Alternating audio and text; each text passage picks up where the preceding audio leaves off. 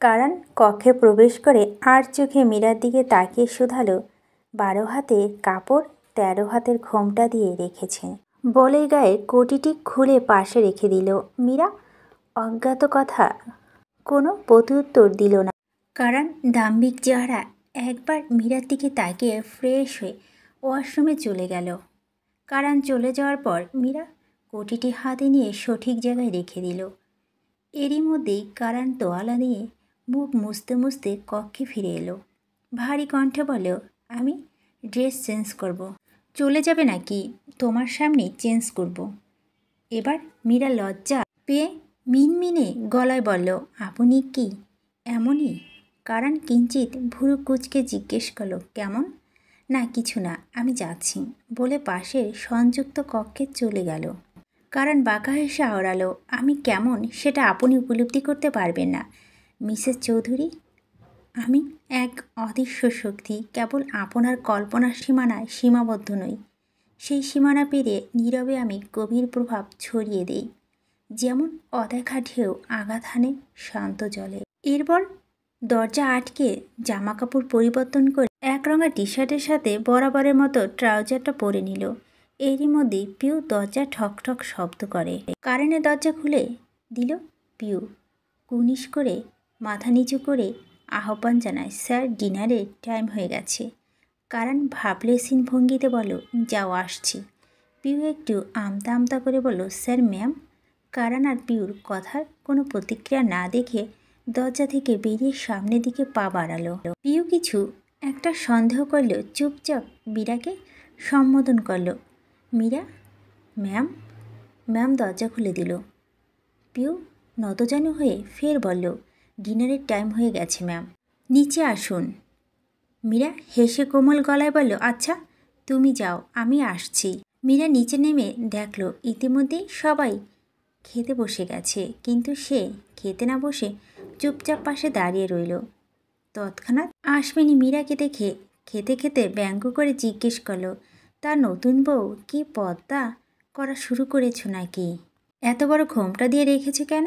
মীরা বিভ্রান্তির মধ্যে পড়ে কি বলবে ভেবে না পেয়ে কারণের উদ্দেশ্য করে বলল, সে তার বউকে কাউকে দেখাতে চায় না, তাই ঘোমটা দিয়ে রাখতে বলেছে। এমন কথায় কারণের কর্ণধার হতেই সে মীরার দিকে তাকালো। ততক্ষণে তার গলার খাবার বাঁচতে শুরু করেছে, আর বাকিরা খাবার খাওয়া রেখে অভূতপূর্ব বিস্ময় কারণের পানে তাকিয়ে থাকে। কারণের এমন অদ্ভুত আচরণে সবাই হতবাক। কারণ যে এমন কাজ করতে পারে এটা তাদের কল্পনা অতীত। রোমানা খেতে শুরু করে মুখ টিপে হাসতে থাকে। এদিকে কারণ কাশতে কাশতে অন্যদিকে তাকিয়ে বলে, পানি দাও কেউ। পিউ তাকে পানি দিল। সে তৃষ্ণা মিটে নিল। আরিয়ান বাঁকা হেসে বিদ্রূপ ছলে মন্তব্য করল, হ্যাঁ, বউ যদি অধিক সুন্দরী হয় ঘরের মানুষের সামনে পর্দা করতে বলে। যদিও আমি হলে তাই করতাম। আরিয়ানের কথায় রোমানার চোখ মুখ ক্রোশে লাল হয়ে যায়। রোমানা খাবার রেখে আরিয়ানের কাছে গিয়ে তেজস্বী কণ্ঠে বলে, কি বলতে চাও তুমি? আমি কি সুন্দরী নই?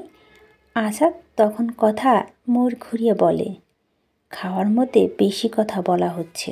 রোমানা তার কোনো প্রতিক্রিয়া না দেখিয়ে গম্ভীর মুখে আরিয়ানের দিকে একবার তাকালো, আরেকবার মীরার পানে ফিরল। হঠাৎ বাড়ির বড়রা পাশে আছে বলে রাগে বহিঃপ্রকাশের সুযোগ পাচ্ছে না, কিন্তু ভিতরে ভিতরে রোমানা করে দাউ দাউ করে জ্বলছে। আচ্ছা চৌধুরী ঠান্ডা গলায় জিজ্ঞেস করলো, তাহলে কারণ কি ঠিক করলি হানিমুনে কোথায় যাবি? কারণ ইয়র্কশায়ার পুডিংয়ের টুকরো মুখে পুরে বলতে থাকে, ভাবছি এখন থেকে কেসি হাউসে থাকবো, অফিসে যেতে সুবিধা হবে। আসাদ কারণের এই গা ছাড়া ভাব দেখে মনে মনে একটু বিরক্ত হলেও শান্তভাবে বলে, তোকে তো হানিমুনের কথা জিজ্ঞেস করলাম, তবে যাই হোক তুই যা ভালো মনে করিস। যাচ্ছিস কবে? কালকেই? আসাদ মীরার দিকে তাকিয়ে বলল, ও তাহলে প্যাকিং করা শুরু করুক। কারণ চামচ প্লেটে রেখে কপাল কুঁচকে বলল, কেন, ও কি আমার সাথে যাবে? একথা শুনে সবাই অবাক হলো, তবে রোমানার এসব কথা কানে নেই। সে ভাবলেশীনভাবে খেতে ব্যস্ত। ইশাক আশমিনীর পাশে বসা। আশমিনী ইশাকের দিকে একবার তাকালো। ইশাক আশমিনীর নিকটবর্তী হয়ে মৃদুস্বরে বলে, তুমি যেটা ভাবছো আমিও সেটা ভাবছি। কাজ করে করে কারণের মাথা খারাপ করে গেছে, বুঝলে? একটু আর হেসে নেন। কিন্তু আশমিনী বুদ্ধিমতী, তার মনে কিছুটা কটকা লেগে যায়। আশমিনী মুখের খাবার ধীরে ধীরে চিবাতে চিবাতে ভাবনায় ডুবে যায়। কারণ না ভেবে কিছু বলে না। তাহলে এ বিয়েতে ঘাবলাটা কি? এদিকে আরিয়ান হাসতে হাসতে বলে, কেসি, হাউজে তো যাচ্ছি ছোটোখাটো হানিমুনের জন্য। তা হানিমুন কি তুই একা একা করবি? বলে সে আবার হাসতে থাকে। আরিয়ান কিছুটা নির্বোধ। হুটহাট রেগে যাওয়া অভ্যাসে অভ্যস্ত। কখন কি বলতে হয় সেটাও সে জানে না। আবার কোনো কথায় কী মানে তা বুঝতে তার মাথায় জট পাকিয়ে যায়। অর্থাৎ কারণ যেখানে বলে দিয়েছে সেখানে সর্বদা থাকার জন্য যাচ্ছে। তাও সে মধুচন্ডিমা নামক উল্টো অর্থ বুঝে বসেছে। কারণ আরিয়ানের কথা জবাব না দিয়ে শয়তানি হাসি হেসে মনে মনে আওড়ালো, ও যদি আমার সব কিছু মেনে নিতে পারে তবে যাক। এবার তীক্ষ্ণ দৃষ্টিতে মীরার দিকে তাকিয়ে দাঁতে দাঁত চেপে পুনরায় মনে মনে বলে, marry me will turn out to be the greatest brigade of your life, just wait and will see. এর মধ্যেই আসাদ মীরার পানে তাকিয়ে বলে ওঠে, মা তুমি খেতে বসলে না? মীরা নরম গলায় বলে, এই তো বাবা খাবো, আপনারা উঠুন। তারপর আশমিনী খাওয়া শেষ করে মীরার কাছে গিয়ে গম্ভীর মুখে বললেন, এসব নিয়মকানুন এখানে খাটিও না, তোমারই ক্ষতি, যাও খেতে বসো। কথা শেষ করে তিনি নিঃশব্দে উপরে উঠলেন। একে একে বাকিরা আহার সমাপন করে নিজ নিজ কক্ষে চলে গেল। মীরা আবার ঘোমটা খুলে কঠোর মুখভরা ভারী কণ্ঠে বলে, যে স্বামী বাসরাতে স্ত্রীর সঙ্গে অমন আচরণ করতে পারে তাকে মুখ দেখানোর ইচ্ছে আমার নেই। আপনারা প্রথম আদেশ আমি অক্ষরে অক্ষরে পালন করব। আপনি যদিও স্বামীর কর্তব্য পালন করেননি, আমাকে তো আমার স্ত্রীর দায়িত্ব পালন করতেই হবে। কারণ প্রত্যেকের পাপের ফল তাকে নিজে কি ভোগ করতে হয়। বলে কষ্ট মিশ্রিত একটা দীর্ঘশ্বাস ফেলল।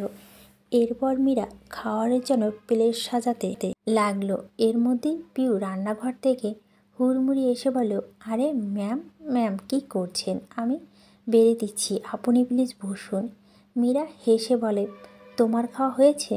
আর ইভানা খেয়েছে? পিউ মাথা নিচু করে সরল কণ্ঠে বলে, ম্যাম আমরা মেয়েরা সবাই শেষে খাই, আপনি খেয়ে নিন, দেন আমরা খাবো। মীরা হেসে বলে, ওকে ডাকো, আজকে আমরা তিনজনে একসাথে খাবো। কিন্তু ম্যাম, কোনো কিন্তু না, যেটা বলেছি সেটা শোনো। পিউ হাসতে হাসতে কুনিশ করে ইভানাকে নিয়ে আসলো। মীরা চেয়ার থেকে উঠে নিচে ওদের খাবার বেড়ে দিল। তারা যদিও বারণ করেছে এবং বেশ ইতিহস্ত বোধও করেছে, কিন্তু মীরাই সুন্দর ব্যবহার তারা অবাকের সাথে খুশিও হলো। খাওয়া শেষ করে তিনজনের হাতে হাতে ডাইনিং টেবিল গুছিয়ে রাখলো। মীরা কাজের ফাঁকে মাঝে মাঝে তাদের সাথে কথা বলে অনেকটা পরিচিত হয়ে নিল। অন্যদিকে আরিয়ানার কক্ষে গিয়ে বিছানায় বসে ফোন টিপতে মনোযোগী হলো। রোমানা ডিভানে বসে অনেকক্ষণ আরিয়ানের দিকে ক্রোধে অগ্নিমুখী দৃষ্টি তাকিয়েছিল। কিন্তু আরিয়ানার হেলদোলহীন মনোভাব দেখে সে বেশ বিরক্ত হলো। পরে আরিয়ানের কাছে গিয়ে আরিয়ানের মাথার পিছনে চুল ধরে মাথায় তুলে নিজের মুখশ্রীর দিকে তাক করে ক্রোধে চোয়াল শক্ত করে বলে, ভালো করে দেখে বলো, আমি কি সুন্দরী নই? আরিয়ান রোমানার এমন আচমকা আচরণ আশ্চর্য হয়ে রাঙান্বিত কণ্ঠে বলে, দিনে দিনে বেশ বেয়াদব হয়ে গেছো রোমানা, চুল ছাড়ো। রোমানা বাঁকা হাসি দিয়ে বলে, আমাকে ভালো করে দেখলে তুমি? আর যা বলছি তা আনসার দাও। আরিয়ান টান দিয়ে রোমানাকে কোলে নিয়ে বসিয়ে রোমানার ঠোঁটে কামড় বসিয়ে বলে, সুন্দরী না হলে কি আর এতদিন আরিয়ানের সাথে থাকতে পারতে? কিন্তু রহস্যটা আসলে অন্য জায়গায়। কিভাবে তুমি তার মনটাকে নিজের দিকে বেঁধে রেখেছ? বলেই হেসে রোমানার গলায় মুখ ডুবাতে থাকে। কিন্তু রোমানা সেদিকে অনুভূতিহীন হয়ে চোখ মুখ কঠিন করে মনে মনে আওড়ালো, তুমি যতই আমার কাছে এসে রাগ ভাঙানোর চেষ্টা করো, আমি কিন্তু তোমাকে গভীরভাবে চিনি। তোমার প্রতিটি অঙ্গ ভঙ্গি, প্রতিটি কথার ভিতরে যে সূক্ষ্ম রেখা নিহিত তা আমার দৃষ্টি এড়ায়নি। আর আমার অগোচরে তুমি কি করো তাও আমার অজানা নয়। কিন্তু তার মাঝে মাঝে তোমার মুখোশের নিচে যে চেহারা, তা আমার কাছে রহস্যের মতো। এই রহস্য আমাকে গভীর চিন্তায় অটলে টেনে নিয়ে যায়। রাত প্রায় 12:30 কাছাকাছি। ইসহাক মনোযোগী হয়ে কিছু রিপোর্ট দেখায় ব্যস্ত। আশমিনী কক্ষে ঢোকার পর থেকে অস্থির। তিনি কিছু একটা গভীর চিন্তায় ডুবে আছেন। বিছানায় বসে বারংবার পা নাড়িয়ে যাচ্ছে। ইতিমধ্যে ইসহাক কাজ করতে করতে বলল, কয়টা বাজে? কোনো খেয়াল আছে? ঘুমাচ্ছ না কেন? কথাটা আশমিনীর কর্ণে গুহে পৌঁছাতে মস্তিষ্ক সজাগ হয়ে উঠল। মুখে প্রকাশের ভঙ্গি পাল্টে গম্ভীর হয়ে সে প্রশ্ন করল, তোমার কি কারণ মীরার বিয়েটা স্বাভাবিক মনে হয়? ইসহাক ঠান্ডা গলায় বলে, বুঝিনি। আশমিনী নড়ে চড়ে বসে। ইসহাকের দিকে খানিকটা মাথা ঝুঁকে বলে, সব সময় এত যে মাথা খাটাও, এইসব নিয়ে কিছু ভাবলে না? ইসহাক কাজ করতে করতে কপাল কুঁচকে বলল, কী সব যা তা বলছো? কি বলতে চাও সোজা সাপটা বলো। আমার কেমন যেন মনে হচ্ছে এই বিয়েটা ব্যাপারটা ভাইয়ার কোনো উদ্দেশ্য আছে। তুমি বলো। যেখানে চৌধুরী বাড়ির সবাই বিয়ে এত ধুমধামে হয়েছে, সেখানে ওনার আদরের সন্তান কারণের বিয়েতে এভাবে কোনো প্রোগ্রাম ছাড়া, রিলেটিভ এবং ফ্রেন্ডদের ইনভাইটেশন ছাড়াই বিয়েটা দিয়ে দিল, তাও কি না এত জলদি জলদি। ইসহাক কাজ বন্ধ করে আশমিনীর কাছে গিয়ে বলল, কি বলতে চাইছো তুমি? দেখো ভাইয়া, যাই বলুক, ইসলাম অনুসারে ধুমধামে বিয়ে দেওয়া উচিত নয়, বা কারানের কাছে এক্সকিউজ দিক। তোমার কি কিছু সন্দেহ হয় না? আবার কারানের ব্যবহারটাও কেমন দেখেছ? যেন এই বিয়েটা করেও কোনো মাথা ঘামায়নি, অর্থাৎ বিয়ে করেছে এই পর্যন্তই, আবার হানিমুনে যাবে না। তোমার কি কিছু অন্যরকম মনে হচ্ছে না? এবার ইসহাক দাড়িতে হাত বুলাতে থাকলো। কপালে কয়েকটা চিন্তিত তরঙ্গরেখা দৃশ্যমান। আশমিনী পানে তাকিয়ে ইসহাকও বিয়েটা নিয়ে একটু সন্দেহ বোধ করল। অপরদিকে সব ঠিকঠাক করে মীরার কক্ষে প্রবেশ করে দেখে ইতিমধ্যেই কারান নিদ্রায় আচ্ছন্ন। মীরা গভীর একটা নিঃশ্বাস ছেড়ে আলো নিভিয়ে দিয়ে পাশে সংযুক্ত কক্ষে চলে যায়। এতটুকু বলে মীরা থেমে গেল, কারণ এখান থেকে তার জীবনের অন্ধকার অধ্যায় শুরু হতে চলছে। শারমিন অধীর হয়ে জিজ্ঞাসা করল, ম্যাম থেমে গেলেন কেন? তারপর কি হলো প্লিজ বলুন। মীরা একটু দম নিয়ে বলল, এক গ্লাস পানি দিতে পারবেন? গলাটা শুকিয়ে যাচ্ছে। শারমিন তড়িঘড়ি করে পানি এনে দিল। মীরা পানি খেয়ে ঢোক গিলে বলল, ধন্যবাদ। একটা কথা জানতে পারবো? কারান চৌধুরী কি বেঁচে আছে? তাহলে এখন তার অবস্থা কেমন? তবে কথাটা বলতে গিয়ে গলায় বেশ একটা ধাক্কা খেল। শারমিন মনে মনে সন্দেহ করে, ভুরু কুঁচকে নেয়। শারমিন নিজেও নিজেকে বোঝায়, এই গল্পের অন্তিম রহস্য মোর যেভাবেই হোক আমাকে শুনতেই হবে। যে নারী কিনা নিজের হাতে স্বামীকে আঘাত করেছে, সেই আবার এত উদ্বেগ নিয়ে তার বর্তমান অবস্থা জানতে চাচ্ছে। ব্যাপারটা স্বাভাবিক খুনের ঘটনা বলে মনে হচ্ছে না। এমন সময় আমান ঢুকে কাঠখোট্টা কণ্ঠে বলে উঠল, বলা যাচ্ছে না বাঁচবে কি না। কারান চৌধুরী এখন আইসিইউতে। লাইফ সাপোর্টে আছে, বাঁচার সম্ভাবনা 50-50। এ কথা শোনার পর মীরার শ্বাস ধীরে ধীরে বেড়ে যেতে লাগলো। তার চোখের সামনে সব কিছু ঝাপসা হতে শুরু করলো। মনে হলো অন্ধকার তাকে গ্রাস করতে আসছে, আর সে সেই অন্ধকারে ডুবে যাবে। কারণ বেঁচে আছে এই কথা শোনার অপেক্ষায় ছিল মীরা, কিন্তু আইসিইউ এই কথাটা শুনে তার মনের ভিতর মৃত্যু হিমশীতল স্পর্শ নিয়ে এলো। মীরা জানে আইসিইউতে সেসব মানুষরাই রাখা হয় যারা বেঁচে থাকার শেষ সীমানা পৌঁছে গেছে। আমান তীক্ষ্ণ দৃষ্টিতে তাকিয়ে পুনরায় বলে, তবে কারান চৌধুরী যদি মারা যায়, ফাঁসির হাত থেকে আপনাকে কেউ বাঁচাতে পারবে না, এটা নিশ্চিত। অথচ শারমিন মীরার গতিবিধি দেখে বলে, স্যার ম্যাডামের কি যেন হয়, কিন্তু শেষ করার আগে মীরা মেঝেতে ঢলে পড়ে, তার চেতনা হারিয়ে গেল। শারমিন চিৎকার করে উঠল, ম্যাডাম, মীরা ম্যাডাম। দ্রুত শারমিন মীরাকে মেঝেতে শুয়ে দিল। আমান সামান্য উত্তেজিত হলেও কঠোর কণ্ঠে বলল, তাড়াতাড়ি ডাক্তার ডেকে আনুন। কিছুক্ষণ পর জেলের ডাক্তার এসে মীরাকে পরীক্ষা করে বলল, তেমন কোনো গুরুতর সমস্যা নেই, মানসিক চাপের জন্য এমনটা হয়েছে, ওনার বিশ্রামের প্রয়োজন বলে চলে গেলেন। শারমিন চিন্তিত স্বরে বলেন, স্যার উনি কাল রাতে ঘুমায়নি, আবার খাওয়া দাওয়া করেনি, তাই হয়তো এমন হয়েছে। আমানের চোখে হিংস্র দৃষ্টি দিয়ে মীরার দিকে তাকিয়ে বলে, ঠিক আছে আপনি বাইরে যান, এই রুমে আর কেউ আসবেন না, আমি আছি। জি স্যার। শারমিন স্যালুট দিয়ে বেরিয়ে গেল। ঘড়িতে রাত 11:12। মীরা এখনও জ্ঞান ফেরেনি। আমান টেবিলের সামনে বসে মীরার দিকে একটানা তাকিয়ে থেকে ডেস্কের উপরে থাকা কাগজ চাপা অস্থিরভাবে ঘুরিয়েই চলেছে। তার দৃষ্টি তীক্ষ্ণ ছুরির মতো মীরার দিকে বিঁধে আছে, অর্থাৎ চোখ দিয়ে মীরাকে খেয়ে ফেলতে চায়। অবশেষে আমান নিজের মধ্যে থাকা নিয়ন্ত্রণ হারিয়ে ফেলে চেয়ার থেকে উঠে মীরার কয়েদখানা প্রবেশ করল। হিংস্র দৃষ্টিতে মীরার প্রতিটি অঙ্গ প্রত্যঙ্গকে গভীরভাবে পরখ করল। আনমনে বলে, এত সৌন্দর্য কি কারান চৌধুরী একাই ভোগ করবে?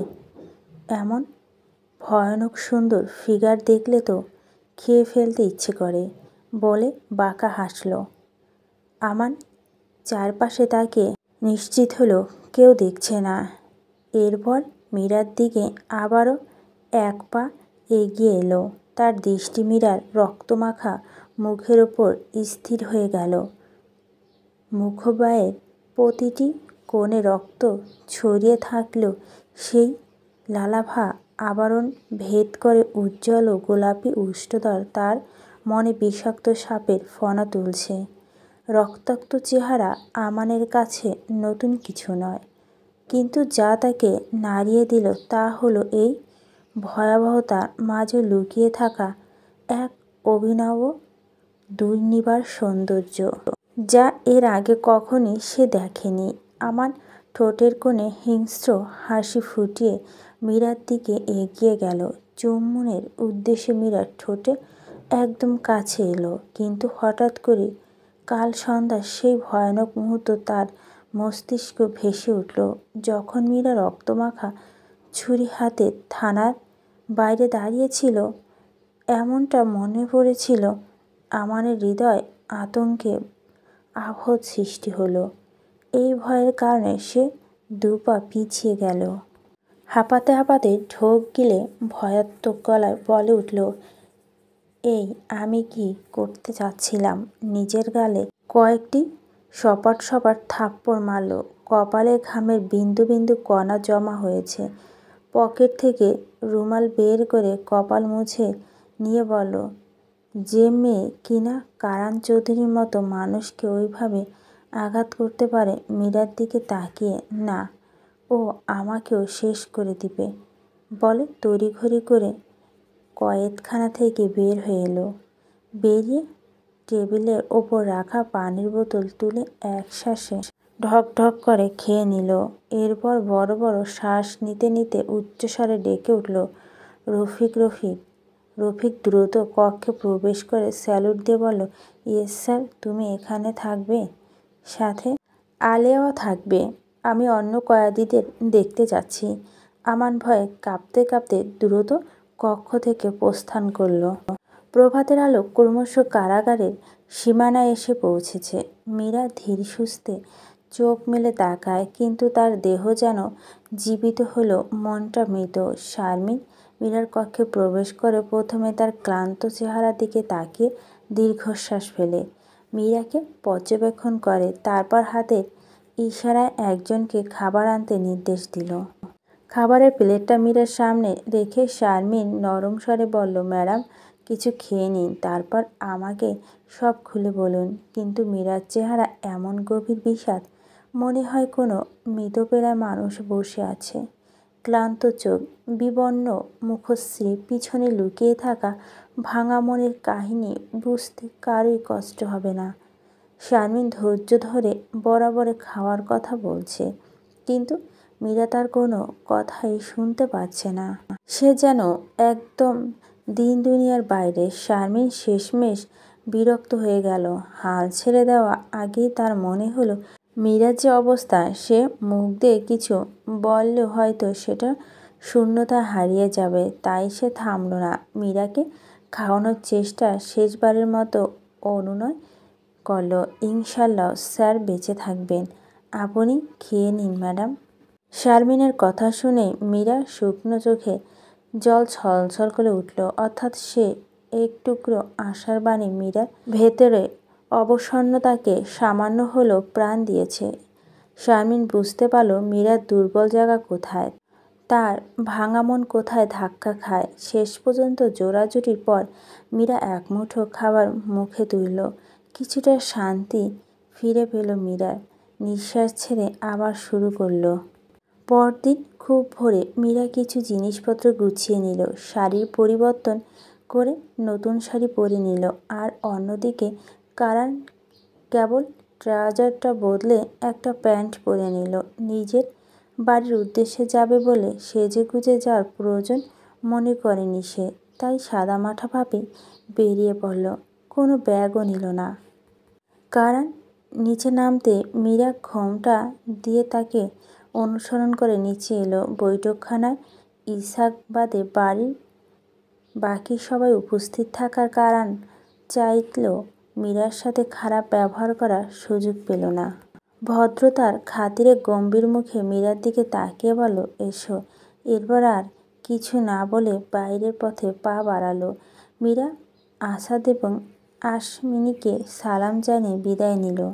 এরপর দুজনে মার্সিডিজ গাড়িতে চড়ে কেসি হাউস নামক বাংলো বাড়িতে পৌঁছালো।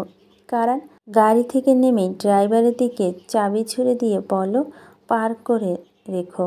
এরপর গুপ্ত কোড দিয়ে দরজা খুলে ভিতরে প্রবেশ করল।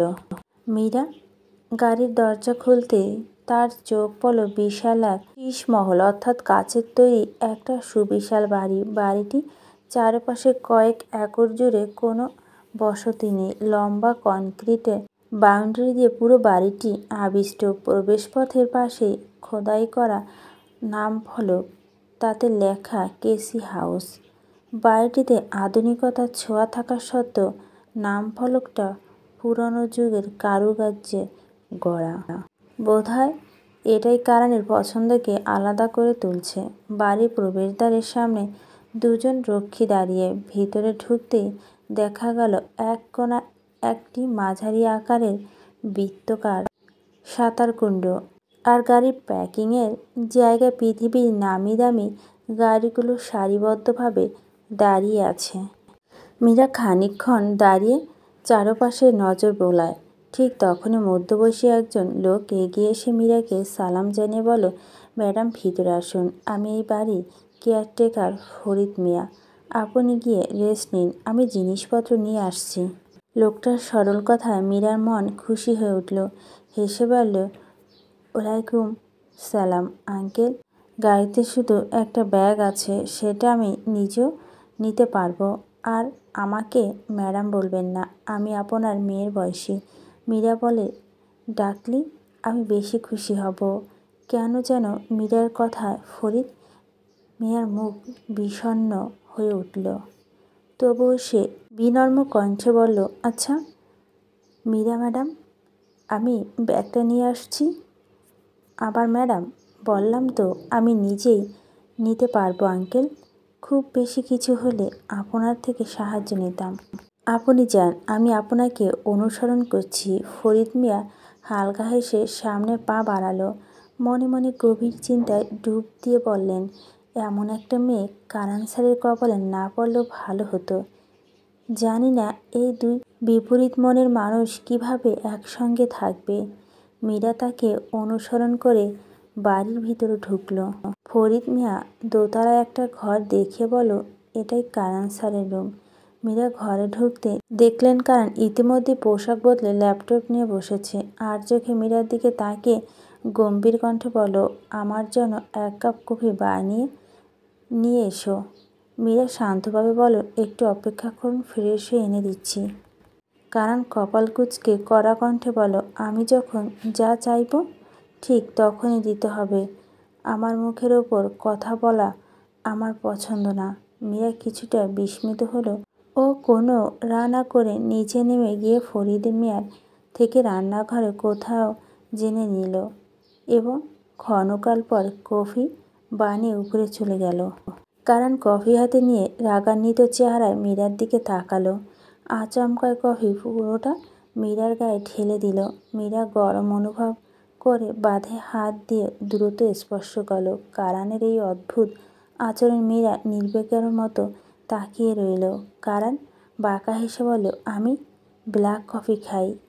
তারপর মীরার দিকে ঘনিষ্ঠভাবে এগিয়ে গিয়ে কঠিন স্বরে বলল, আমার সম্পর্কে আগে থেকে জেনে তোমার আমাকে বিয়ে করা উচিত ছিল।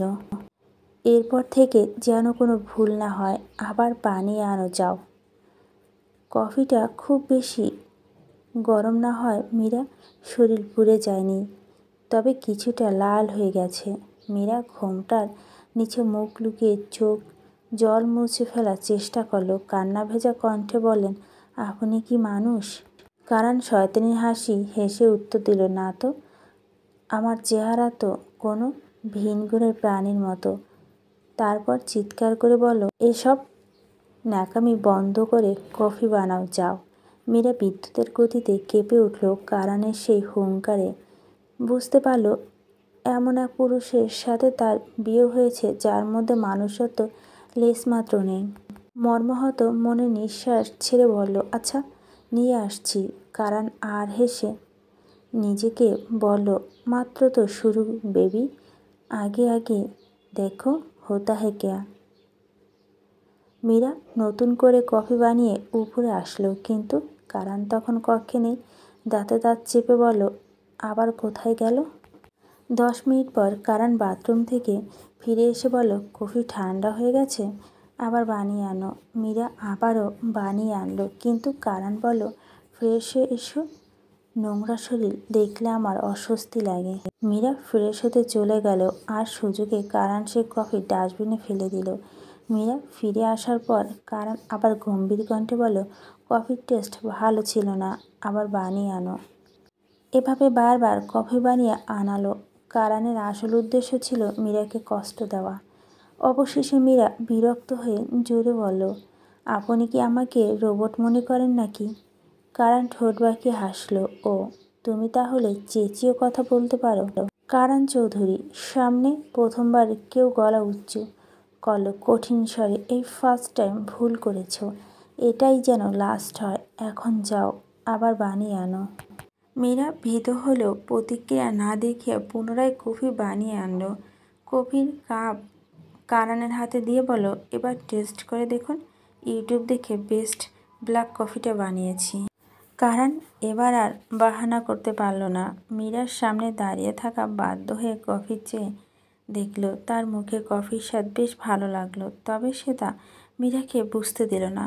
মুখের ভাব পরিবর্তন না করে বলল, সকাল আর রাতে ভাবে কফি বানাবে, এখন বেরিয়ে যাও। মীরা নিরুত্তর বেরিয়ে গেল। হয়তো চেয়েছিল কারণ অন্তত কফিকে একটুখানি প্রশংসা করুক, কিন্তু সেটাও নিছকই বোকাশোকা স্বপ্ন। মীরা বেরিয়ে যাওয়ার পর কারণ কফিতে চুমুক দিতে দিতে মৃদুস্বরে বলে উঠল, আর যাই হোক, কফি তো আপনি দারুণ বানান মিসেস চৌধুরী। তার কণ্ঠে শয়তানি হাসি ফুটল। অর্থাৎ মীরাকে কষ্ট দিয়ে নিজেই আনন্দে খুঁজে পেল, কিন্তু মনের গভীরে কফির প্রশংসা করতে বাধ্য হলো। রাত গভীর হতে থাকলো। যে যার কক্ষে নিজের মতো করে সময় কাটালো। কারণ নিঃশব্দে নিজের কক্ষে শুয়ে পড়ল। মাথার ভিতর কেবল বিজয়ীর হাসি। মীরার মনোবল ভেঙে দিয়ে এক ধরনের পরিতৃপ্তি পেয়েছে। আর মীরাকে আলাদা ঘরে ঘুমাতে পাঠিয়ে দিল সে। নির্জনতায় চোখের কোণে জমে থাকা অশ্রু আর বুকের ভিতর অগণিত প্রশ্নের উত্তর খুঁজে বেড়াচ্ছিল। পরদিন ঘর পরিষ্কার করার উদ্দেশ্যে কারানের কক্ষে ঢুকতে যে দৃশ্য দেখল তাতে মীরা নিঃশ্বাস আটকে গেল। দেখে কারান গোসল করে এসে তোয়ালে পরিধানে আলমারি থেকে কাপড় বের করছে। মীরাকে দেখা মাত্র দাঁড়িয়ে গেল। মীরা এক নজর কারানকে পরখ করে নিল। 6 ফুট লম্বা সুঠামদেহী, প্রতিটি পেশি নিখুঁত ধাঁচে গড়া। ভেজা কেশলয়ে হালকা পানি ঝরছে, আর তার তীক্ষ্ণ নীল চোখ মীরার মনে গভীরে খুঁজে ফিরছে এক অপার আকর্ষণ। কারানের বক্ষদেশে জলকণাগুলো সূর্যের আলোয় জ্বলজ্বল করছে, আর তা শক্ত মসৃণ পেশিবহুল বাহুগুলোতে মীরার দৃষ্টি আটকে রাখার জন্য যথেষ্ট। সেই চাপদাড়ির নিচে সুগঠিত চোয়াল, তার লালচে গোলাপি ঠোঁটের নিখুঁত ভঙ্গি তাকে মোহময় করে তুলেছে। তার মসৃণ ফর্সা শরীরের প্রতিটি ভাঁজ, প্রতিটি শিরায় সৌন্দর্য অদ্ভুত সংমিশ্রণ। মীরার হৃদয়স্পন্দন গভীর বেড়ে গেল। কারানের শরীরের সৌন্দর্য তাকে পুরোপুরি বশীভূত করে ফেলেছে।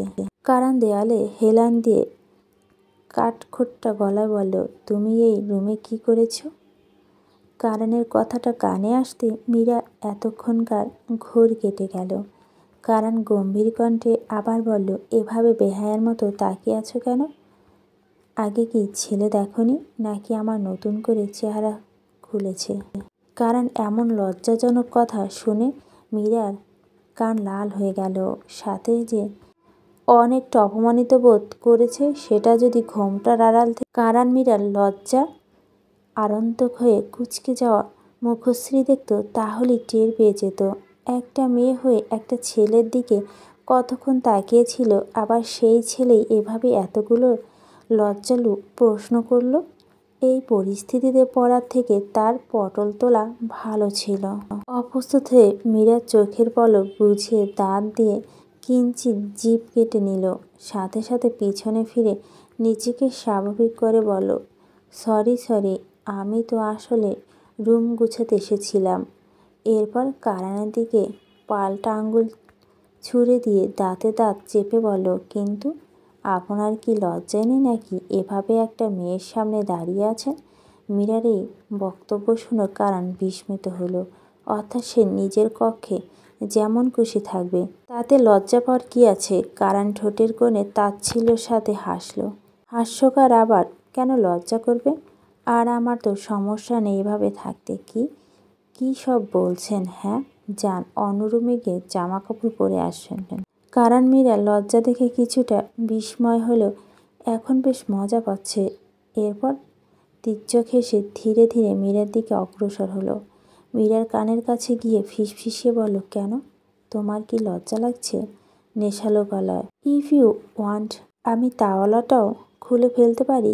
এতক্ষণ লজ্জার পরিমাণ সাধারণ পর্যায়ে থাকলো, এবার মীরার লজ্জা সপ্তম আকাশ ছুঁল। হোক তার স্বামী স্ত্রী, কিন্তু এখন তো তাদের মধ্যে সাধারণ পতি-পত্নীর মতো সম্পর্ক নেই। মীরা এক পলক নেত্রপল্লব বুঝিয়ে ফের খুলে মিনমিন গলায় বলল, ছি আল্লাহ, একটা মানুষ এতটা লজ্জাহীন কিভাবে হতে পারে? মীরা লজ্জার অস্বস্তি দেখে কারানের মনে এক ধরনের খোশমেজাজি উন্মাদনা দেখা দেয়। তার হাস্য রসাত্মক মুখবায়ের দিকে নজর দিলে বোঝা যায় এই মুহূর্তে সে গভীর আনন্দ অনুভব করছে। হঠাৎ করে একটি খুশি কাশি শব্দ তুলে অধর প্রসারিত করে সে কিছুক্ষণ হেসে উঠল। পরে ফিসফিস করে বলল, কেন, তোমার তো রাইট আছে তোমার হাজবেন্ডকে সম্পূর্ণ দেখার। আমি না হয় তওয়ালাটা খুলে ফেলি, তারপর তুমি তোমার হট হাজবেন্ডকে দেখো। আস্তাকুল্লাহ, হে আল্লাহ, আমি অন্য রুমে গেলাম, আপনি তাড়াতাড়ি চেঞ্জ করুন প্লিজ, বলে মীরা দ্রুত দরজা থেকে বের হতে গেল। কিন্তু কারণ মীরার সামনে দাঁড়িয়ে দুহাত ছড়িয়ে তার যাওয়ার পথ আটকে দিল। এরপর হেসে বলল, না, আমি তো তোমার সামনেই চেঞ্জ করব মেবি। মীরা ঘন ঘন নিঃশ্বাস ত্যাগ করে বলল, দেখুন, এবার কিন্তু অনেক খারাপ হয়ে যাচ্ছে। আমার মোটেও আপনাকে ওইভাবে দেখার ইচ্ছে নেই। না, তোমাকে দেখতেই হবে সোনা, আমি কিন্তু খুললাম, বলে কারণ তোয়ালাতে হাত দিতে মীরা কারণের হাতের নিচ থেকে বেরিয়ে যেতে যেতে বলল, আমি গেলাম বাবা। মীরার প্রস্থান করার সঙ্গে সঙ্গে কারণ খিলখিল করে হাসিতে ভরে উঠল। এটা তার গভীর চেহারার পিছনে গাঢ় আবেগের দুর্বল প্রকাশ। ক্ষণকাল বাদে কারণ পোশাক পরিবর্তন করে সাধারণ ঘরোয়া ধরাছোড়া পরিধান করে সিঁড়ি থেকে নিচে নামতে থাকলো। কারণকে নজর পড়তেই মীরা মনে মনে ভেঙচি কেটে বলল, নির্লজ্জটা আসছে। কারণ উচ্চস্বরে সম্ভাষণা করল, ফরিদ কাকা। ফরিদ রান্নাঘর থেকে বৈঠকখানায় এসে নরম গলা বলল, জি স্যার। কারণ মীরাকে উদ্দেশ্য করে বলে, এখন থেকে ফরিদ কাকা বাইরে সব কেনাকাটা করে আনবে, ঘরে বসে কাজ তোমাকেই করতে হবে। ঘর যা দেওয়া, ক্লিন করা, রান্না করা, ডিশের ওয়াশ করা, গার্ডেনে পানি দেওয়া, এভরিথিং তোমাকেই করতে হবে। মনে মনে যদি সম্মানহানি ব্যাপার না থাকতো, মীরার দিকে তাকিয়ে বাজারটা তোমাকে দিয়ে করাতাম। মীরা নির্লিপ্ত কণ্ঠে বলে, আচ্ছা ঠিক আছে, আমার এমনিতেও কাজ করতে ভালো লাগে। কারণ মিলান হেসে বলল, তাহলে তো ভালোই, আপন মনে আমিও দেখি কয়দিন আপনার ভালো লাগে। আমাকে বিয়ে করার শখ যদি না মিটিয়েছি বেবি, নিজে থেকে ডিভোর্স দিতে বাধ্য হবে। এরপর মীরা কারণকে কফি তৈরি করে দিয়ে গেল।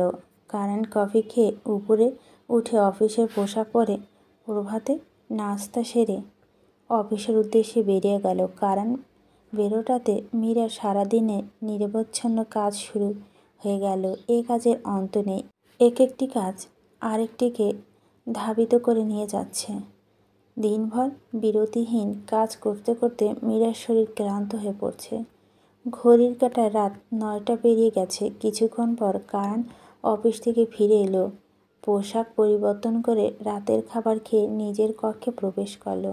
মীরা ক্লান্ত শরীর নিয়ে যখন পাশের কক্ষে যেতে উদ্যত, তখনই কারণ ঠান্ডা গলায় বলে উঠল, একটা ফ্রেশ স্পারো চাইনিজ পাস্তা বানিয়ে আনো। মীরা তৎক্ষণাৎ পিছনে ফিরে তাকালো। চাইনিজ? কিন্তু চাইনিজ তো কখনো বানাইনি। সেটা আমার দেখার বিষয় না, যাও তাড়াতাড়ি আনো। মীরা ইউটিউবের সাহায্যে পাস্তা বানিয়ে ফিরে এলো। কারণ খাবার খেতে খেতে বলল, এসি টেম্পারেচারটা কমাও। মীরা একটা দীর্ঘ নিঃশ্বাস ছাড়ল। চাপা ক্ষোভ তাকে নিঃশব্দে ঘিরে রেখেছে, কিন্তু তাও টেম্পারেচারটা কমিয়ে দিল। কিন্তু কারণের খাবার চিবাতে চিবাতে আবার বলল, আরও। মীরা আবার টেম্পারেচারটা কমালো। টিভি অন করো। মীরা বিস্ময় নিয়ে বলল, কিন্তু আপনি তো ল্যাপটপে কাজ করছেন। কারণ গম্ভীর কণ্ঠে বলল, তোমাকে বেশি কথা বলতে বারণ করেছি। মীরা কারণের দিকে তাকে অকথ্যতার টিভি অন করলো, কিন্তু দেখলো কারণ টিভির দিকে চোখই তুলে তাকাচ্ছে না। চ্যানেল চেঞ্জ করো আর এক গ্লাস পানি দাও। এবার মীরা বুঝতে পারল কারণ ইচ্ছে করে এমন করছে। পাশে রাখা পানির গ্লাস তার হাতের কাছে রয়েছে, অথচ সে গ্লাসে যেন আলাদা করে আদেশ করল। পানির গ্লাস হাতে নিয়ে মীরা কটমট করে তার দিকে তাকালো। কারণ পানি খেয়ে ভাবলেশীনভাবে পায়ে চাপ দিতে দিতে বলল, পায়ে প্রচুর পেন হচ্ছে, ম্যাসেজ করে দাও তো। এবার মীরা বিরক্ত হয়ে রাগান্বিত কণ্ঠে বলল, আপনি কি আমাকে চাকরানি মনে হয়? কারণ তাচ্ছিল্যের হাসিতে বলল, স্বামীর সেবা করা যে নারীর ধর্ম, সেটাও কি জানো না? Same on you. মীরা মনে মনে বলল, আপনি কি স্বামীর ধর্ম পালন করছেন? কিন্তু সে মুখের ওপর কথাটা প্রকাশ করতে পারল না। এমন বদমেজাজি রকচাটা পুরুষকে পাল্টা উত্তর দেওয়া মানসিকতা তার ছিল না। কারণ ল্যাপটপে কাজ করতে করতে ভারী গলায় বলল, আর তোমার যদি এত সমস্যা হয় দরজা খোলা আছে, ইউ ক্যান গো। একথা শুনে মীরার মন খানিকটা বিষণ্ণ খেল। অবশেষে সে নিশ্চুপ হয়ে মেসেজ করতে গেল। কিছুক্ষণ পর কারণ বসে ঘুমিয়ে পড়ল। মীরা ল্যাপটপ অফ করে কারণকে শুয়ে দিয়ে তাকিয়ে রইল, যেখানে তার ত্রুটি এবং তীব্রতার মাঝে একটা অব্যক্ত প্রেমকে অনুভব করতে চায়। মীরা কিঞ্চিত হেসে বলল, ইস, কি সুন্দর লাগছে ওকে। তবে দেখতে যতটা সুদর্শন তার ব্যবহার ততটা তিক্ত। একটু থেমে, এত রাগ? আমি তো আপনাকে প্রথম আগে থেকেই ভালোবেসে ফেলেছি। কারণ বিয়ের আগে থেকেই আপনার সঙ্গে সম্পর্কে হাজারো স্বপ্ন ভেসেছি। বলুন, আমি কি করব? একবারও কি আমাকে ভালোবাসা যায় না? এই সব প্রশ্ন মীরার মনে ভিড় করতে লাগলো। প্রতিটা কৌতূহল তাকে আরও গভীর গহনে টেনে নিয়ে যাচ্ছে। সহসা ঘুমের মধ্যে কারণ মীরাকে শাসালো, ম্যাসাজ করছো না কেন? ম্যাসাজ করো। মীরা সারা রাত না ঘুমিয়ে পরিশ্রান্ত শরীরে মালিশ করতে থাকলো। একই সঙ্গে কারণকে নিয়ে নানা প্রশ্নের জালে ভাসতে লাগলো। তার মনের প্রেমের অনুভূতি ও হতাশা দুইটি একই সরল রেখায় অবস্থান করছে।